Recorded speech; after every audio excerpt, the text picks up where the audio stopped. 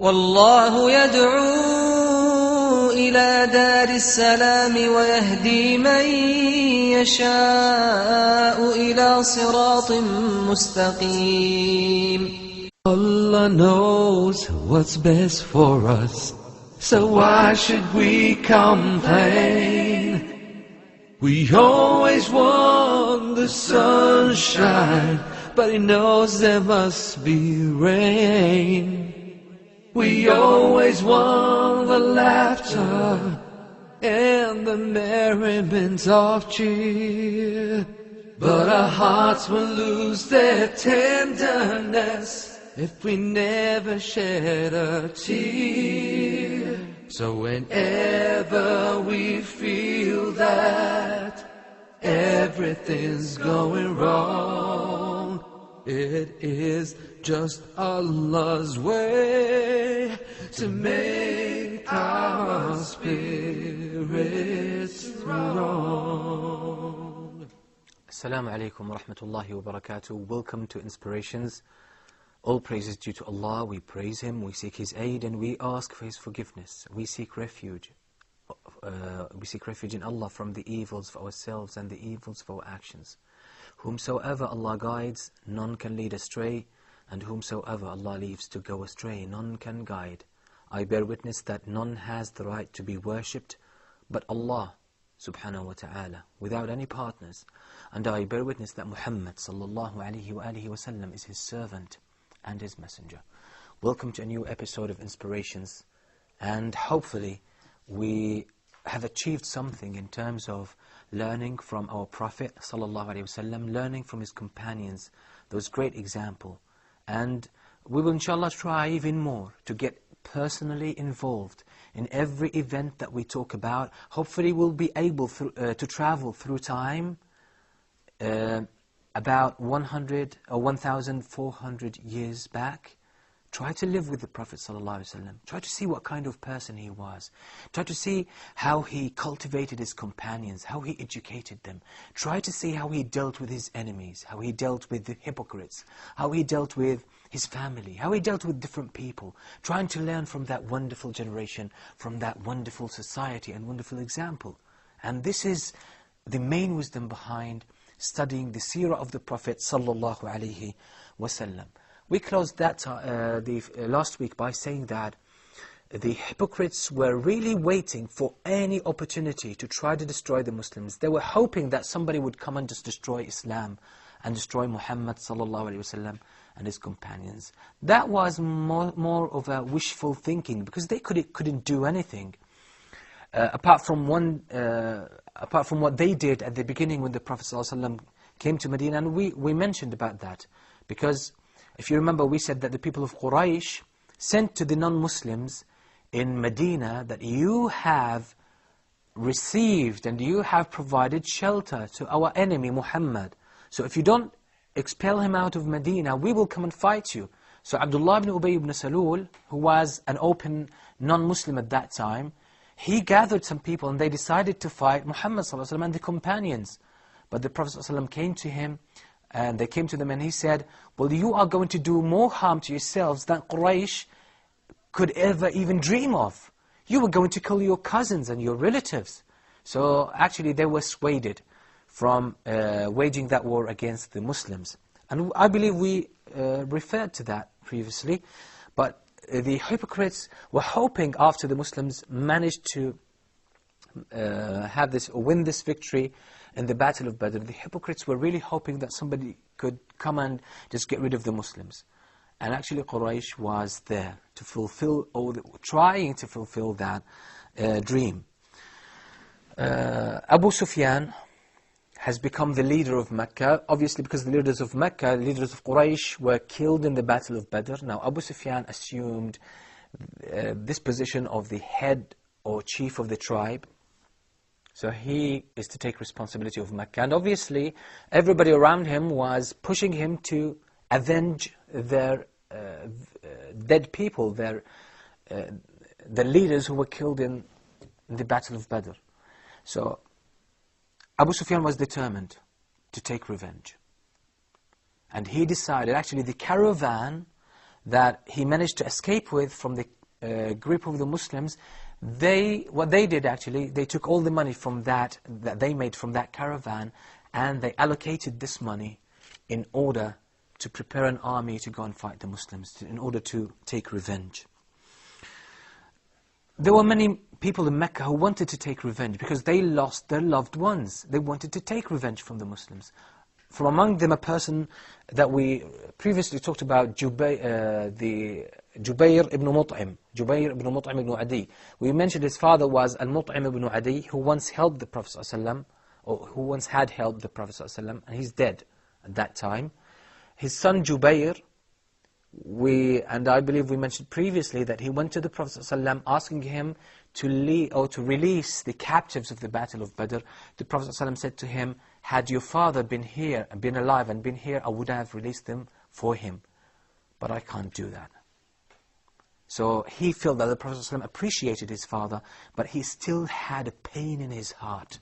There was a pain, or there was a desire, was germinating, was very active in his heart, was pushing him to do something really bad. And don't forget that while he was visiting Medina, he overheard the Prophet ﷺ reciting some portions of Surah Al-Tur. So he was taken by that. So he was living in a state of conflict, inner conflict. He was a bit attracted to Islam, but still, because his uncle Tu'ayma was killed in the Battle of Badr by the Muslims, by Hamza ibn Abi Talib particularly. He was still the fire of revenge, the heat of revenge was in his heart, burning his insides. So he wanted to take revenge from Hamza ibn Abi Talib. He couldn't do it himself because Hamza was a brave person, a very strong fighter. No one could stand in his face. So he decided to do it the coward way. He had a slave called Wahshi al-Habashi. He was originally from Abyssinia. Wahshi has been slave all his life. Obviously a life of slavery is very stressful. And for any slave to be given an opportunity to be freed, that was his life dream. So Jubayr went to the slave Wahshi, and he said to him, I will give you your freedom if you do me one thing. And Wahshi was very known for his skills in shooting, or with using the spear. He could hit any mark with his spear from any distance. Obviously within the human range, the reasonable range. So he was very famous for that. So Jubayr said to him, I will free you if you kill Hamza ibn Abdul Muttalib. Obviously, Wahshi al-Habashi was a person with no goal in his life, with no aspirations at all. He didn't pay any attention. He wouldn't give any attention or give any value to the conflict between Quraysh and the Muslims. He had nothing to do with that. All of this was besides the point. His main dream was just to be set free, and that was everything. That was the ultimate goal of his life. So he would do anything in order to get to that objective. So the end for him justifies the means. You want me to kill a person out, I would be freed. I have no problem with that. I will do it. So Wahshi al-Habashi decided to do that for the sake of his freedom, not for the sake of his master, not for the sake of Quraysh, not for the sake of any noble goal in this life, only to free himself, to set himself free. The Prophet ﷺ one day or one night had a dream. And we know that the dream that the Prophets have is a revelation from Allah subhanahu wa ta'ala. So he collected the companions, he summoned them, all of them came and gathered in one place in the masjid. He said to them, I had a dream. I saw a dream, and the dream is a revelation from Allah. I saw myself in a very fortified place, and I interpreted that as Medina. It's very fortified. And I saw in my dream that I was dragging behind me a ram. And he said, I interpreted the ram as a regiment, as an army. So I would lead an army. And I saw my sword being broken. And I interpreted that as my companions. My sword are my companions. And I shook it and it broke. So this is a loss that will be among my companions. And then I shook it for another time. And it came back again as it was, intact, with nothing wrong in it. So he said, and this is a victory that Allah will give us later on. And then he said, I saw some deer, wild deer, being slaughtered. And wild deer is a very good thing in a dream. So the Prophet ﷺ delivered that dream that he had, that he saw, to the companions. And he said that he received the revelation from Allah that the people of Mecca have gathered a huge army to come and avenge their leaders who had been killed or who were killed in the Battle of Badr. So what do you think? What an amazing leader, sallallahu alaihi wasallam. Imagine, he could do it himself. He could say, okay, there's an army coming here, this is the plan, go and do it. He didn't do that. The Prophet ﷺ went to his companions teaching the Muslim Ummah how leadership is, how this Ummah can be successful. He's setting the example, he's paving the way for all the leaders at all times, all the Muslim leaders, whether they be heads of state, whether they be a father in a family, whether they be boss of an organization, headmaster of a school, principal of a school, anywhere, any position of leadership. That's the way to do it. Consult your friends, consult the people around you. You might see things from one perspective, but they will provide you with rich perspective from different angles. That was the way of the Prophet ﷺ. So he gathered the companions. He said, this is the reality. The people of Mecca are approaching Medina. They are coming to attack us in Medina. What do you think we should do? And this is my dream. It's a revelation. What do you think we should do? The Prophet ﷺ expressed his own opinion, as the others expressed. He said, I am inclined, or after he took their opinions, half of them said, we should stay in Medina and defend Medina from inside. The younger ones, especially those who did not take part in the Battle of Badr, they said, no. We will go outside of Medina and we will fight them in the open land, in an open landscape. This is where we fight them. We're not satisfied with street fights, street warfare. We're not pleased with that.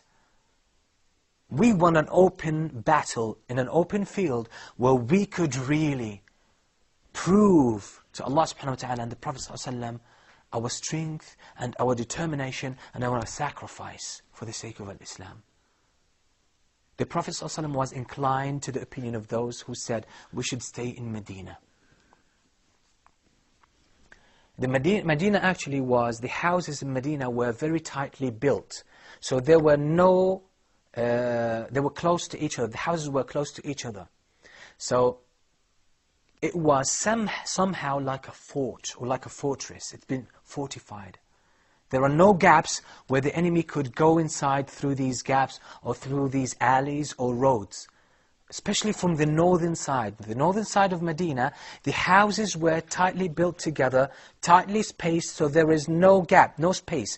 It was like one wall. It was like the walls of a fort. So nobody could break into. So that was actually better for the Muslims. Because the number of the army of the Quraysh was so great. And we will come inshallah to talk about this. So that was the opinion of the Prophet ﷺ. But the younger ones said, we've never, even the times of Jahiliyyah, before Islam, we've never been invaded inside Medina. Never, ever an army has ever entered Medina. We consider this to be a sign of weakness. We should go out and fight these people outside of Medina. We defend ourselves like real heroes. This was their opinion. And it seems the majority sided with those. So they decided to go outside of Medina. The Prophet ﷺ was still speaking to the companions. At that time, he hadn't yet put on his armors. He was still in his normal clothes. Whereas the people of Quraysh were just outside Medina, very close to Medina. So after seems the majority sided, and most of the companions just decided, oh, let's go out, okay? Then it was almost a consensus among the companions, let's just fight them outside of Medina. The Prophet ﷺ said, okay, that's the opinion. He's teaching his companions a lesson. As I said at the beginning, he could have said, well, this is the plan, let's go ahead. Or he still had the right to say, no, your opinion is not wise. There's a better plan. Stay in Medina. He could have said that, and he had the power to do that. He had the authority to do it. But he was teaching, and he had the vision. He saw the vision that his companions would be slaughtered. So he could make the decision, no, we stay in Medina, it's better. And from a military point of view, it was wiser to stay in Medina in the light of lack of time to get prepared, because people of Quraysh were almost there. We didn't have enough time to prepare ourselves, and they outnumbered us. So the best choice, the best plan was to stay in Medina, which was very well built as a fort, and we could defend ourselves from behind the walls, and that we would have better chances in winning the battle. But the Prophet ﷺ, because he consulted his companions, it wasn't lip service, it was a real consultation. He was teaching later generations that when you consult, take seriously that consultations. Take the opinions of those people seriously. It's not a play that you're just making or faking in front of people just to show that I'm doing shura, I'm doing consultation. No, you take it seriously, you act upon that, because maybe people can see things you are unable to see.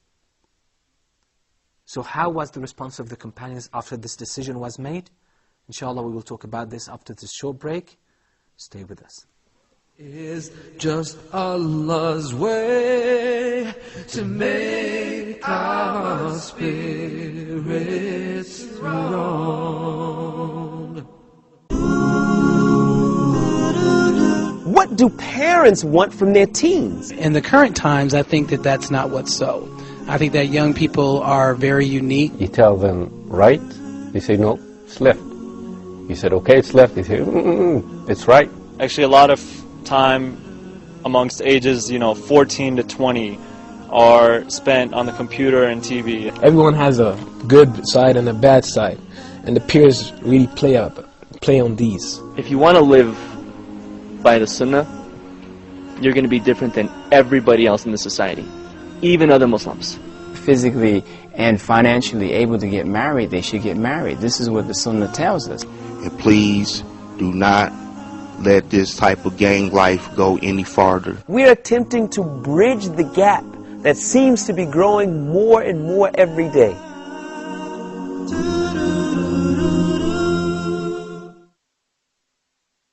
It is just Allah's way to make our spirits strong.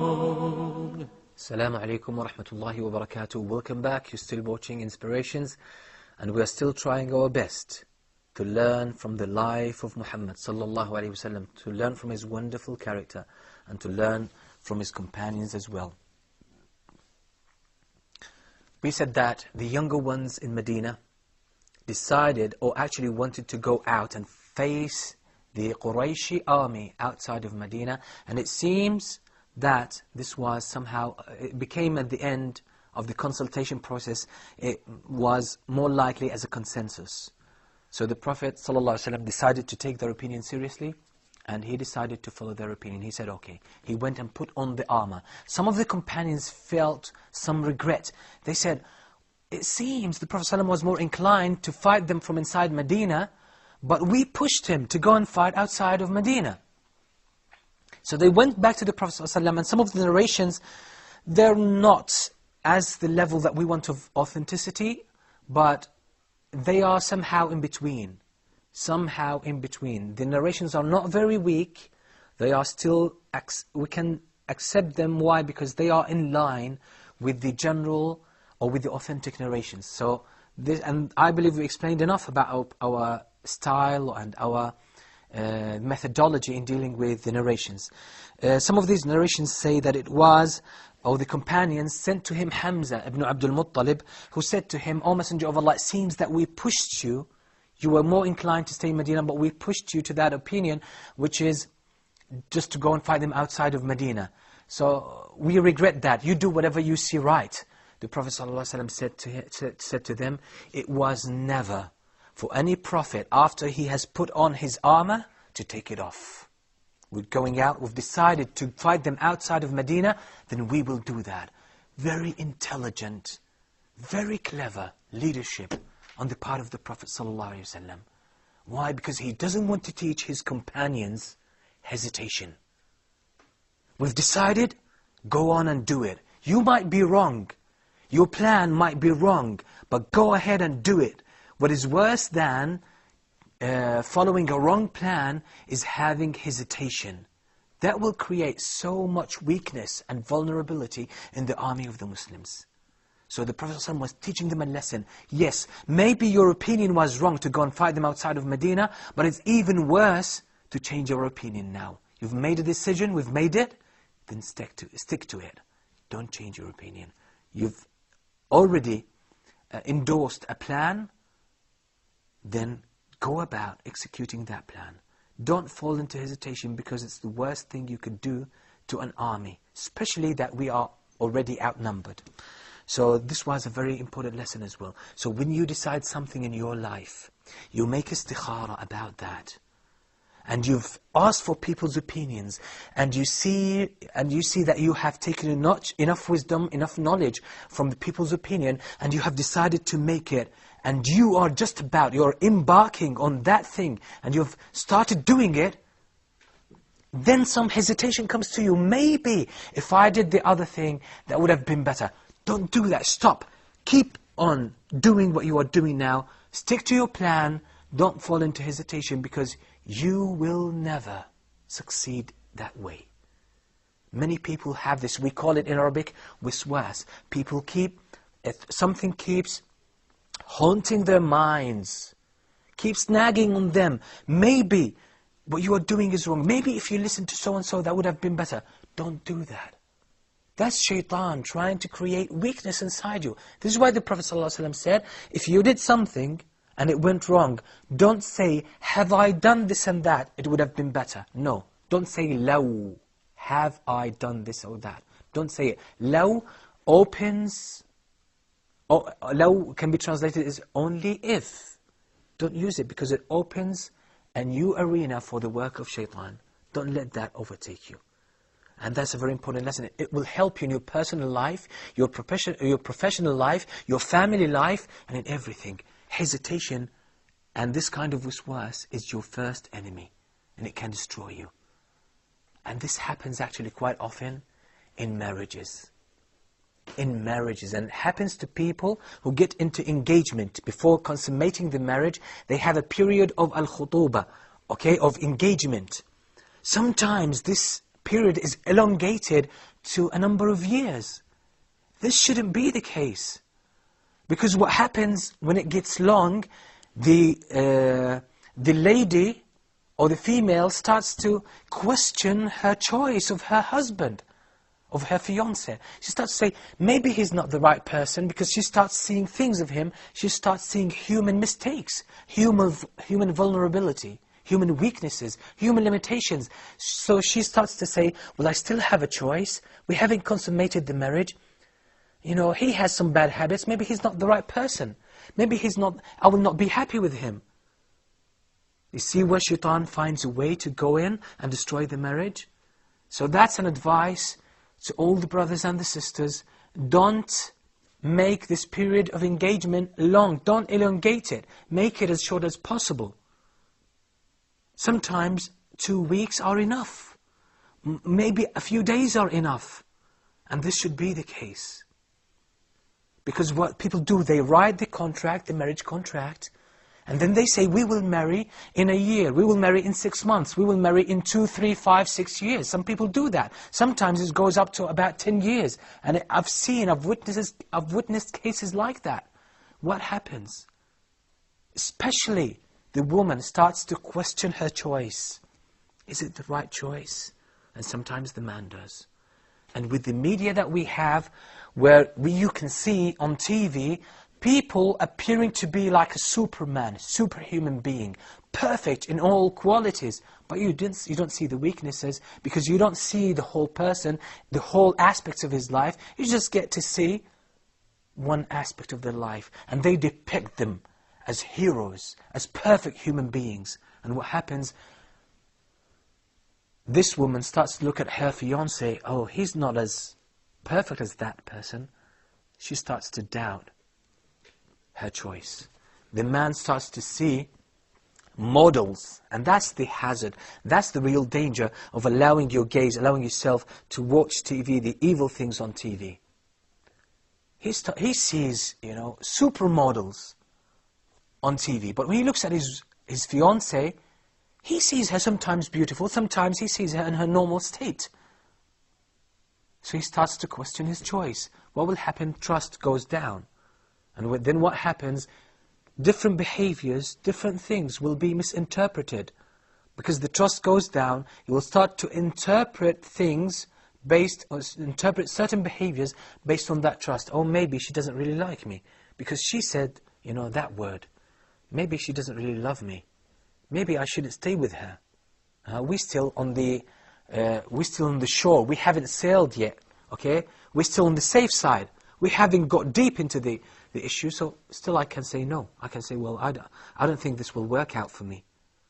And this is how many marriages destroyed before they are even conceived.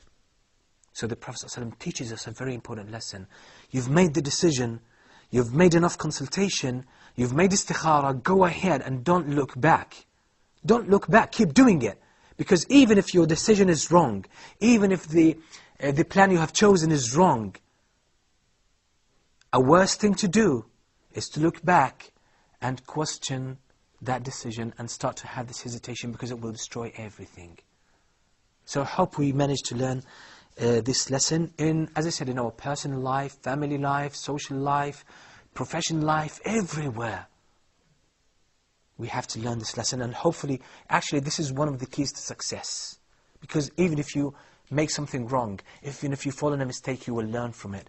But if you are hesitant and you fluctuate between two plans, you will never learn from your mistakes at all. Okay. So the Prophet ﷺ decided to go out. Some of the companions who didn't get the chance to take part in the Battle of Badr 13 months ago, they said, this is our opportunity to prove to Allah subhanahu wa ta'ala and His Messenger sallallahu alayhi wa sallam what we will do for the sake of Islam, and how bravely we will fight for the sake of Allah subhanahu wa ta'ala. One of them was a wonderful person. Actually, he's called Anas ibn al-Nadr. Anas ibn al-Nadr. Anas ibn al-Nadr is the brother of Malik ibn al-Nadr. Malik ibn al-Nadr, the one who chose, we spoke about, he chose to drink alcohol, and he left Medina, and he left the Prophet ﷺ, and he left Islam just for the sake of alcohol. Okay? He's the father of Anas ibn Malik. Anas ibn Malik ibn al-Nadr. Now, the brother of Malik ibn al-Nadr is Anas ibn al-Nadr. Anas ibn al-Nadr becomes the uncle. He's the uncle of Anas ibn Malik. And actually, Anas ibn Malik was named after his uncle, Anas ibn al-Nadr. Anas ibn al-Nadr was the brother of Sulaym, the mother of Anas ibn Malik. Sorry for the mixing of the names, but they are because we have two Anases here, and we have a Nadr. Okay, we have Anas, the son of Malik, the son of al-Nadr. Okay, Anas, his father is Malik. His mother is Sulaym. Malik, the father, decided to leave his wife and Medina and his son for the sake of alcohol. But Sulaym has a brother. Her brother is Anas. This Malik who decided to leave, his name is Anas ibn al-Nadr. So he was the uncle of Anas ibn Malik. And Anas was named after him. Now Anas ibn al-Nadr didn't get the chance to take part in the Battle of Badr. And after the Battle of Badr, he said, if Allah subhanahu wa ta'ala gives me an opportunity to prove how bravely I will fight for the sake of Islam and how much I will sacrifice for the sake of Islam, I shall show Allah subhanahu wa ta'ala and His Messenger sallallahu alaihi wasallam an unexperienced and unprecedented level of bravery and sacrifice. And Anas ibn Malik, his nephew, says, and when my uncle said that statement, he even somehow didn't dare to say even more, because he was afraid that he would not fulfill a word that he would give for the sake of Allah subhanahu wa ta'ala, or a promise. So the Prophet ﷺ put on his armor, and they went outside of Medina. Now surprisingly, and I know some people maybe are unaware of this, Medina is to the north of Mecca. So the army of the Quraysh were marching from Mecca to Medina. Normally people would expect the army of Quraysh to approach Medina from the south, but they didn't. Why? They didn't because Medina could not be attacked from the south. There was a very bumpy area, very difficult to cross, which was to the south of Medina, especially for an army. So if an army was to approach Medina via this bumpy area, the southern area of Medina, there would be sitting ducks. They would be a very easy target and vulnerable to their enemy. So this is, and on the both sides, on the east and the west, there were some mountainous areas, very difficult as well to be Medina to be approached through these two areas. They're called Laba. Laba is some kind of a hilly area with granite, made of granite, the granite stones, okay? It was granite. These are volcanic, old volcanic active places. So this is the lava. When it hardens, it becomes granite and different kinds of stones that are black. And you can still, when you go to Medina, you can see some of the areas there. You go, it's like a black area. The stones are black. Okay, so these are called Laba. Each one is called Laba. One from the east, one from the west of Medina. So Medina was a very fortified area. The only way to approach Medina was from the north. And this is why, as we will inshallah speak about later, in Ghazwat al-Khandaq, the Battle of the Trench, the Mushrikeen, they didn't come from the south, the east or the west. No, they approached Medina from the north. And this time as well, in Uhud, the army of Quraysh are approaching Medina from the north as well. So they had to turn around Medina and approach it from the north. The Muslims knew that. Everybody knew it. It was very common knowledge. So the Prophet ﷺ, they went just outside the city of Medina, and there the Prophet ﷺ organized and arranged the army, and he started checking each one of the Muslim army. Okay. So the Prophet ﷺ started checking each one of them, and he found, because he wanted to send the younger ones back to Medina, the ones who are not ready to fight, who are too young to fight in such a battle, the Prophet ﷺ decided to send them back to Medina. One of them was Ibn Umar, Abdullah Ibn Umar Ibn al-Khattab. He was 14 years old. He wanted to take part in the battle, but the Prophet ﷺ sent him back to Medina, and he cried. He cried. Imagine, 14 years old. He had a sense of mission, responsibility to Islam. He carried the message of Islam. Yes, they were 14 years old, but they were real men. And this is how we should bring up our children, with a sense of mission. This is why they didn't suffer the adolescent year difficulties, or teenagers. Didn't have these problems, of them defying the parents and creating so many problems, psychological, emotional. They didn't have these problems because there were people who understood the reality of this life. They were living for a mission. They were real men at that time, 14 years old. But the Prophet ﷺ said, you're too young. Because physically, you're not ready to fight. Go back to Medina, Islam will need you at a later stage. Some of the narrations say there were 14 younger ones the Prophet ﷺ sent back, but he decided to keep 2 of them. We will come to mention why when we talk about the composition of the Muslim army. Some of the ones who wanted to take part in the battle was a lame person, Amr ibn al-Jamuh. Amr ibn al-Jamuh was one of the Muslims from Al-Ansar. He had 4 children, grown-up children, who were among the bravest among the Muslims. They were very known to be proper fighters. Actually, they were called the lions, the 4 lions. these four used to go with the Prophet ﷺ on any expedition, any battle.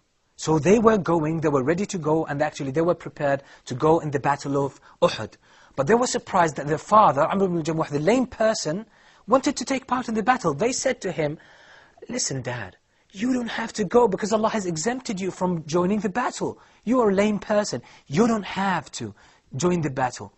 He said, you leave me alone. I want to make it to paradise. They said, you limp, you're a lame person. You don't have to fight. He said, I have hopes that inshallah with my limp, with my limping, I will go into paradise. I will walk with my feet. I will step into paradise. So they tried to persuade him.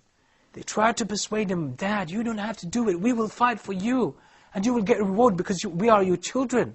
And you know that the good deeds of the children the reward of that goes as well to the parents. He said, no, you can't stop me. I will go. He actually went to the extent that he went to the Prophet ﷺ and complained about his children. O Messenger of Allah, I want to make it to paradise. How did the Prophet ﷺ deal with the situation? We will find out about this inshallah after the short break. Stay tuned.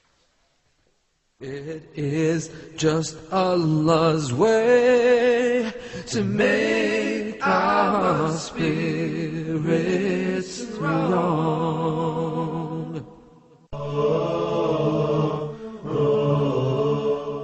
The Prophet ﷺ have informed us that we should not obey no one on the account of disobeying Allah subhanahu wa ta'ala.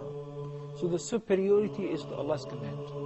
So if the husband tells his wife that I want you to shake hands with my colleagues, with my business partners, no, even if it leads to divorce.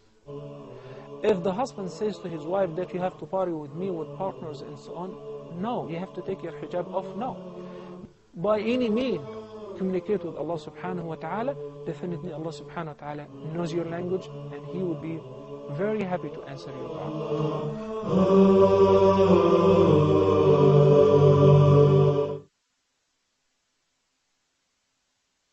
It is just Allah's way to make our spirits strong.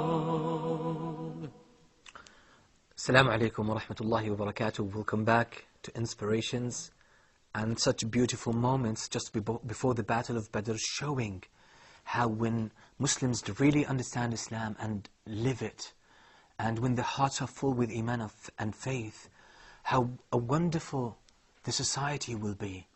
Such a powerful, wonderful society that has a sense of unity, sense of sacrifice for the sake of Allah subhanahu wa ta'ala, for the sake of defending Islam and letting everyone know about its beauty. So this lame person, Amr ibn al-Jamuh, an old person, his children, his brave children said to him, you don't have to go, Dad, stay here. Stay here, we will do it for you. You don't have to go. He went to the Prophet ﷺ to complain about his children. Imagine, complaining about his children who don't want him to go and fight in the battle. Oh Messenger of Allah, look at my children, they're trying to stop me. They will prevent me from taking part in that battle. I want to go to paradise. I want to step into paradise with my feet. You know, this leg that I have that has problems and I limp with it, okay? I want to go into paradise with it. So the Prophet ﷺ looked at him and he said, with all wisdom, he said, Uncle, you are exempted from fighting. Allah subhanahu wa ta'ala, you have no obligation to fight, so you don't have to go. Allah subhanahu wa ta'ala has exempted you from that. And then the Prophet ﷺ looked at his children. He said, there's nothing wrong. Actually, it's better. Let your father, if he wants to go to paradise, he wants to take part, he wants this privilege, you shouldn't prevent him from that. You shouldn't stop him. So you choose, you make your mind. The Prophet ﷺ didn't make the decision for them. He said, you make it. But he clarified the issue for both. And this is a very good style in negotiations and conflict settling. You can settle a conflict between two people by clarifying both perspectives or letting the people speak for themselves. Also, when you have two people having a fight or a conflict or a quarrel, what you can do is let each one speak and give their message clearly. Let them speak. Let the other one speak. Then you try to clarify, put everything in perspective. Then they can sort it out. This is how our Prophet ﷺ was. Hopefully we can learn from that. So much wisdom we can see, especially with these difficult situations. So the man looked at his children and he smiled because he was going to go. He was going to make it, inshallah. Now this man, Amr ibn al-Jamuh, had a sister called Fatima. This Fatima was married to his wife, his wife Fatima. So he had a wife, Amr ibn al-Jamuh, his wife, the mother of the 4 children, the 4 brave men, Fatima. Her brother was called Abdullah ibn Haram. Abdullah ibn Amr ibn Haram was an old man. He had one son called Jabir, who's Jabir ibn Abdullah, the famous companion, Jabir ibn Abdullah, who narrated so many hadith, especially the long hadith about Al-Hajj, which is in Sahih Muslim. The hadith of Jabir, that talks about almost everything you need to know about Al-Hajj, the Hajj of the Prophet ﷺ. Jabir ibn Abdullah, his father, Abdullah, was a brother-in-law to Amr ibn al-Jamuh, the slain person.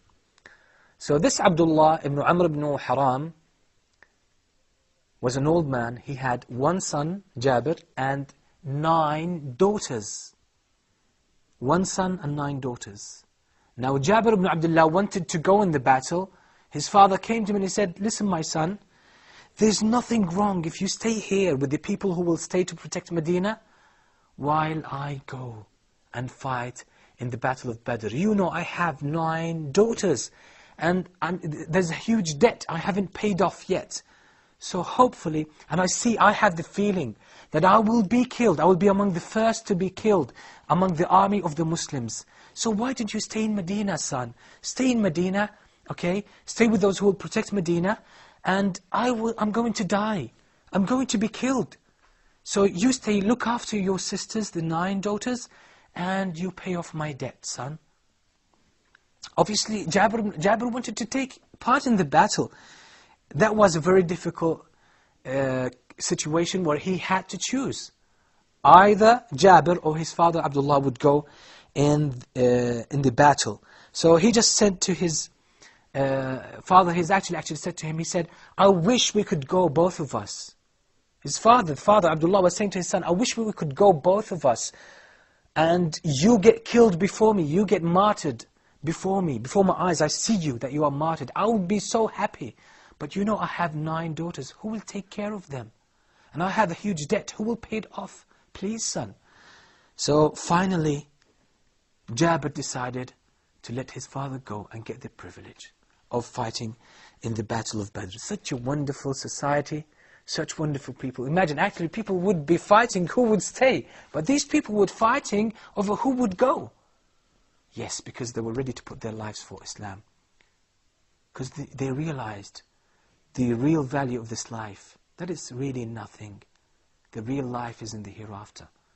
And we have to be a people of mission who are ready to sacrifice everything they have for the sake of Allah, for the sake of making the word of Allah the highest, for the sake of spreading the message of Islam.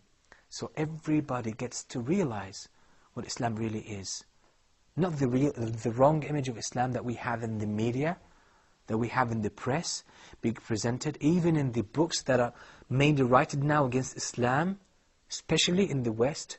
Those who are writing against Islam, that it's against the Western civilization, that it's against civilization in general, that it's against science. All of these are lies. And the intelligent people in the West should not be so naive to accept these things. You have to find out for yourself. Don't swallow that hook, line and sinker. Even what you intellectuals write, verify it. They write about Islam, they try to depict Islam in a very negative manner, just for your own dismay. You're paying the price for that. Don't entrust them. Find out the truth for yourself. You deserve to know what's the reality of Islam. Don't suffice yourself with a few books that are written for ulterior motives against Islam, giving the wrong image of Islam. You have the right to know what Islam really is. And once you get to know that, you will see how amazing it is. Because it's not a human thing, it's a divine thing. It was given to us by our Creator. There's no monopoly over Islam. Muslims and the Arabs are not the only ones who have the right to Islam. No, it's a right to human beings. Every human being has the right to see and verify for themselves what Islam really is. Then they can make their free choice. You want to be a Muslim? Go ahead. You don't want to be a Muslim? Go ahead. That's your choice. But you will deal with the consequences, especially in the hereafter. It's only your choice to decide where you want to end up. So this is how the Muslims were. And Jabir ibn Abdullah was aware, obviously, when he decided to stay in Medina, look after his 9 sisters and pay off the debt of his father and let his father go to the battle. He realized, because what he was doing was great, because the Prophet ﷺ said, any person who looks after 2 daughters or after 2 sisters, and he takes good care of them, okay, he will be with, until they reach puberty, then he will be with me in paradise like these 2 fingers are together. Imagine, you have 2 daughters, 2 sisters, even if there are 2 orphans, and you look after them until they reach puberty and they take responsibility of themselves, they are married, you will be with the Prophet ﷺ like these 2 fingers together in paradise. So this is how Islam gives so much attention to women. They say Islam oppresses women. No, Islam makes it very clear, oh men, that's your responsibility to look after women. Make it easy for them to live. You provide them with provision, you look after them, and you make life easy for them. Oh women, you don't have even to pay for your own food. They have to pay for you. Islam oppresses women? This is one of the most absurd fallacies and lies against Islam. On the contrary, women in Islam are honored. And I always have the feeling every time I go to Mecca or to Medina and I see the Muslim women, how they are respected in their hijab and their covering, how they are seen in respect and they're treated respectfully in these areas. Wallahi, I see respect that no woman on earth really receives as the Muslim woman. But the enemies of Islam who have ulterior motives, they're always persistent in creating a wrong image. And if you don't have the courage to find out the truth for yourself, then you'll have no excuse in front of Allah subhanahu wa ta'ala on the Day of Judgment. So that was generally the situation of the Muslims just before the battle of Uhud. Hudayfa ibn al-Yaman this time, because if you still remember when he wanted to join the Muslim army in the battle of Badr, along with his father, and the mushrikeen or the non-Muslims captured them, and they would not let them go until they gave them their word that we won't fight, we won't join the Muslim army. And the Prophet ﷺ said to them, you can't join us because you gave your word. So go back to Medina. Now they can take part. Now they can take part in the battle, but unfortunately only one of them will be going, who's Hudayfa ibn al-Yaman. His father will have to stay. Who else will go in the battle? Who else will join the Muslim army? This is something that we'll find out, inshallah, next time. So you are all invited to join us to talk about the beautiful battle, the beautiful experience in the Battle of Uhud. Despite everything else, there are so many lessons to learn. So you are all invited to join us and to have your share through your emails. So please write to us.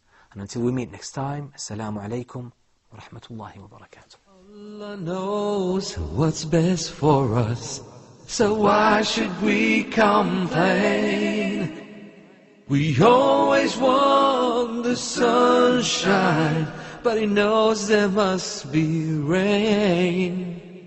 We always want the laughter and the merriment of cheer, but our hearts will lose their tenderness if we never shed a tear. So whenever we feel that everything's going wrong, it is just Allah's way to make our spirits strong, and the merriment of cheer, But our hearts will lose their tenderness if we never shed a tear.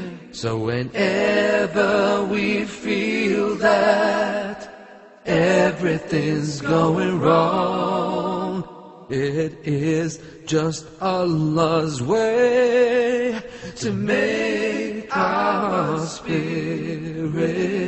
strong.